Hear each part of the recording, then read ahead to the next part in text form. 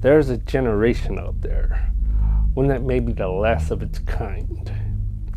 This is the story of a generation burdened by dreams, one that refused to grow up. At times, the world around them seemed on the brink of collapse. War, natural disaster, heinous acts of terror, and a pandemic.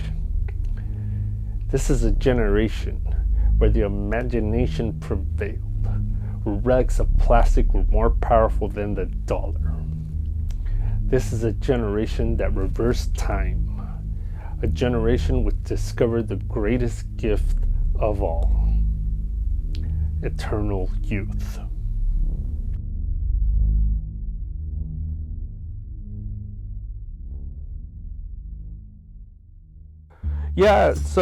What I was trying to do, we were talking and you said you'd be okay with me coming and doing a video about you and your collection.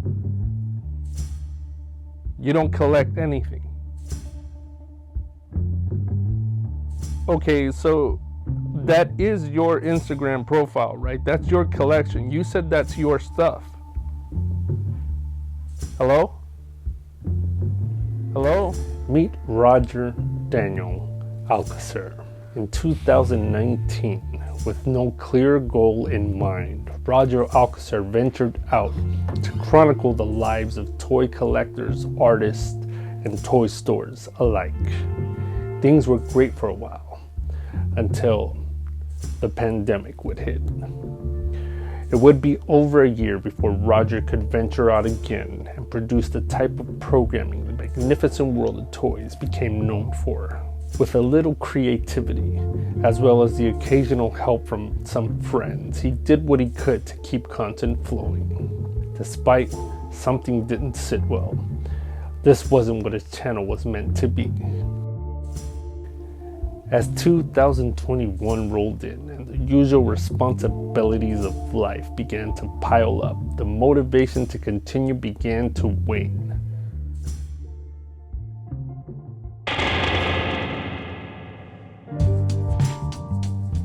What started as an inquiry about taking pictures became a full-fledged visit to a secret warehouse full of toys in a remote industrial area in Southern California. Scrooze Toys has been a well-known vendor of vintage toys and collectibles for several decades all over the United States. He's a staple at many toy, collectible, sci-fi, horror, and antique shows. He allowed the magnificent world of toys access to what very few people have ever had the privilege to see. I bought all this stuff at a show in San Jose 2 years ago. So I just found a case I liked that I think would hold most of it. So, I mean, I guess it's safe to say that you buy stuff and then at times you probably just, it's not that you forget you have it, you just haven't gotten to it because you got so much stuff. Oh no, I forget about it. I forgot that I was supposed to put this stuff out 2 years ago. You know, like a lot of dealers, they're looking for the low. I'm saying 40% of everything I buy, I'm paying retail. At least, because it's just I need it, I don't have it. I buy things how I'm feeling. So, like that case over there is mostly like horror serial killer stuff. So in there's a John Wayne Gacy autograph print that he did a month before he was executed. Weird stuff, I know, but the robots are pretty specific. Like I bought all those like in the early 90s. I was crazy for robots. And then everything else just wherever it fit. I don't buy anything with the idea it's going to be worth more. Because inherently in this business or doing this kind of thing, it's always worth more at some level. Right. Unless you're, buying Beanie Babies.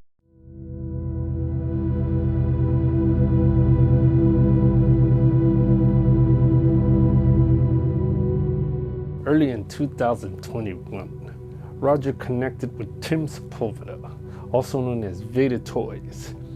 Tim has made a name for himself creating custom one-off cult classic action figures for an elite clientele. Tim agreed to have a video profile produced of him for the magnificent world of toys. The only problem was that Tim was based in Chicago and Roger was based in Southern California. Although separated by over 2,000 miles, Tim Sepulveda expertly captured his own interview and sent the footage to Roger, who who edited it and put it together. My name is Tim Sepulveda. I'm a wannabe toy maker, I like to consider it. So I've done props and stuff like that too.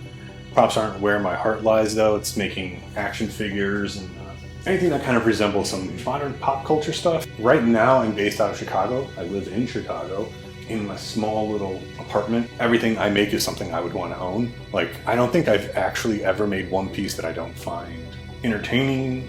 I've got super dry level of humor, so sarcasm is like apparent in everything I do.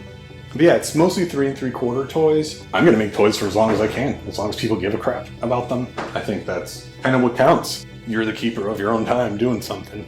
I've run through tons of hobbies before too and been like, this is cool for a year and then toss off to the side. But I find toy making really, really interesting. You know, the fans that like stuff I do, I think that's even more what keeps me going.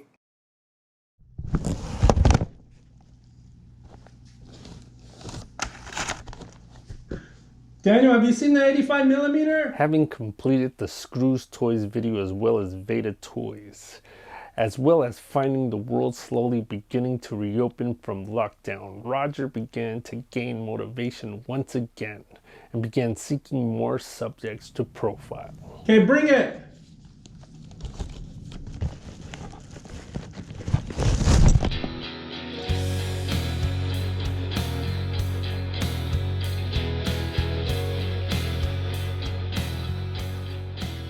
It's safe to say that the wish of many children in the 80s was to find Castle Grayskull under the Christmas tree, to receive one as a birthday present, or even as a gift for getting good grades. While both the following men collect for different reasons, they hold one thing in common, and that's a fondness for Castle Grayskull. Gabriel is a collector. His heart lies with G.I. Joe. But Gabriel has amassed an impressive collection of vintage toys, 1/6-scale figures, statues, comic books, and other cool things. While having several objects most would consider grails, his most prized possession is his vintage Castle Grayskull. Castle Grayskull, I finally have one. I could have bought one years ago and never did. Finally got one. And it's just one of those pieces that as a kid, I had maybe one He-Man figure. And I remember my grandma giving me a cardboard box to draw, because I always done art. And I used to draw Castle Grayskull on it and cut the little drawbridge out. And my Castle Grayskull was a cardboard box. So having one was like a big deal. My second grail that I thought I would never own was the G.I. Joe USS Flag, because a lot of kids thought it didn't even exist. So when I finally got one, and it's not a complete or mint one, but it's mine, it's just awesome. And my kids now, they play on it. I built it where it's on wheels and it can move around, so we use it, we have fun, we're enjoying it. Meet Marlon, also known as Collector Camelot. Marlon has had the same Castle Grayskull he had since he was a child. Wherever he moved, it followed in a black plastic bag up until this day. For quite some time, Marlon has been a vendor who carries a vast array of vintage toys and collectibles. Marlon is also a collector and has everything from Transformers to wrestling figures and memorabilia. The interesting thing about Marlon's collection is that nearly every piece in his collection triggers a memory, and those memories manifest into the stories he's always more than willing to share to those who are willing to hear them. I collect certain things because I enjoy them. Every toy's a memory. I've lost a lot of friends that shared these type of memories with me. You get out of touch with family members, you get out of touch with friends, you don't talk to them for many years, but you once played together. For example, I'm not into G.I. Joe much, but why do I have a Zartan and a Serpentor? Because my best childhood friend, that was his favorite figures. I haven't talked to him in a while, but I have it on my shelf. You don't ever forget those people by staring at these pieces. Toys actually work psychologically. People think it's just a toy.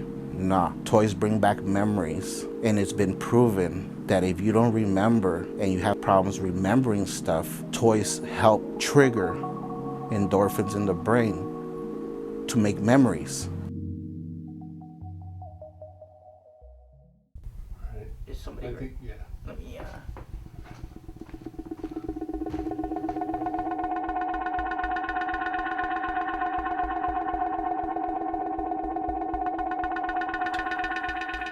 There comes a time where a man can only have so much, and the desire to achieve having objects for the sake of completing a series or line is outweighed by having something rare and one of a kind. Items which cannot be possibly measured by monetary value. Items which nobody will ever have. Items which only a select few may ever see. That is the world of Quang Lee. Yet it doesn't end there. Quang is a man burdened by dreams, a man who's haunted by his idols. I worked with Justin Ishmael and M1 Go on the Ray Harryhausen Cyclops trike toy. And it was really because of my love for Harryhausen, which I had met him and Ray Bradbury one year, and they were like the coolest dudes I'd ever met. Enough so that I think like a week later, like Ray was telling me about like he was doing a thing at the Egyptian Theater, and I just had to go. Knowing that there's gonna be like 1,000 people in this movie theater, but I just felt like he was talking to me when he was just like, oh yeah, you should come to this thing. I'm doing a screening of Clash of the Titans, whatever. And you know, I'm just that crazy dude that's just like, oh, Ray's talking to me, I have to go. And you know, I never saw him, I didn't shake his hand or anything at the screening, but I just felt like it was just like this magical moment. And just like when I had met Forrest Ackerman of Famous Monsters of Filmland, and he was not living in the old mansion, but he was living in a smaller home, and I had talked to him about various things, and he just was just like, you're one of the guys that knows the truth. You know, you're here for the fans, and you know, you might be part of the next generation of monster makers or whatever else. And I take that to so much heart that it almost haunts me, so that I have to go back and sort of do these things in a very appropriate way to honor the dudes that came before me. And so I think when it comes to people trusting me or people recommending me for various projects, it's sort of that passion they see that, you know, it kind of helps me, because it turns people away where they're like, oh, Quang is so crazy that he's going to spend all my money to make it correct, or he's so crazy that he's going to make it right. Hello? Hey, what's up, Jesse? You on your way? All right. Yeah, I just got to pack up the camera and then change my shirt, and I should be good to go. All right, bro. I'll see you in a bit. Late. Roger would get an unexpected email. This email confirmed his press pass for DesignerCon, which he had applied for several months prior and had given up hope of having it approved and even attending at all, since he had committed himself to work that weekend after not hearing back from DesignerCon. Work made it a challenge for him to attend DesignerCon all 3 days. Eventually, he made it Friday, trudging through rush hour traffic, as well as on Sunday.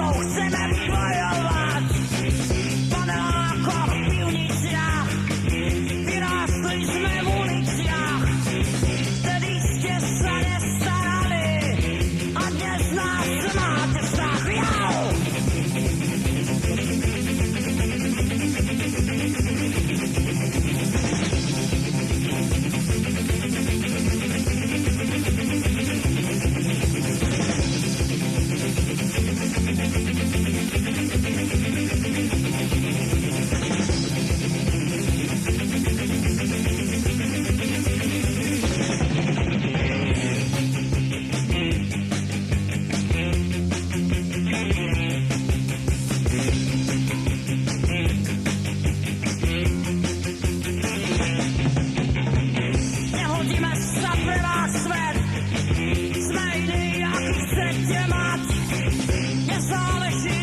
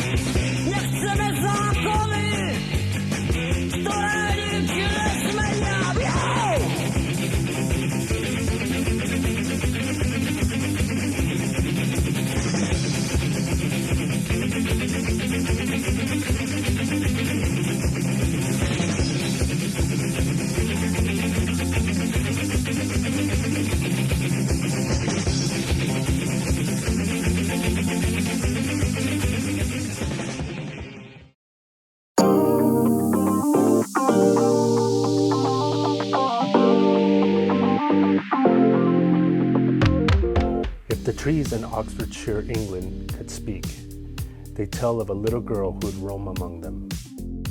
A little girl whose imagination would lead her to create whimsical, wonderful little worlds that would captivate devotees the world around.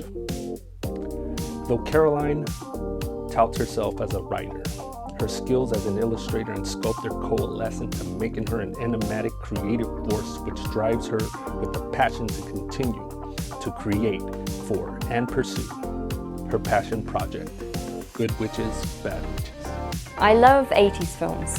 I love films that use practical effects. I've always been crazy for practical effects and puppets and stop motion. I watched the Thriller music video so many times and rewound it till the VHS tape was no longer workable.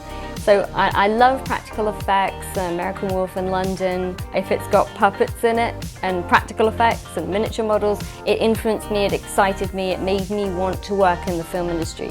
And although I come from a background of lawyers and accountants and serious people in my family, I'm the odd one out who, head in the clouds, writer, storyteller, visual person who wanted to go off to LA and work in the film industry and be artistic. I am sometimes asked if I consider what I do, if I consider my work to be toys. But I say that they're not, because they're not really suitable for children. People who buy them are adults. I sell my work now all over the world, and I've got some wonderful fans who will buy pretty much everything I put out, because everything of mine is collectible. Like, they're all part of the same world, they're part of the same IP, it's the same collection.